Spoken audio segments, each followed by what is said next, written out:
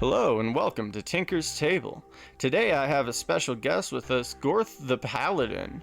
Gorth, it sounds like you have some very intriguing concepts to share with us. Why don't you go ahead and tell us what's on your mind? Alright. Just hear me out here. Durnan is a human, right? Yeah? But he's been around for hundreds of years. He's not some paladin who's got his god's blessing keeping him alive. But he went down to Undermountain hundreds of years ago and came back and built the Yawning Tavern. But he's still here. Like, he doesn't age.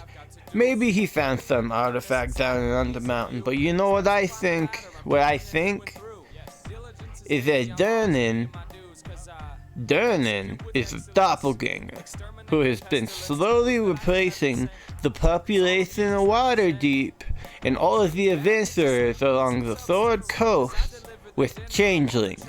Whoa, okay. If that's true, that is a very serious deal. Seriously? There are even rumors around that Durnan is one of the masked lords. Imagine what a changeling could do with that level of power. Oh my god, man. This is huge.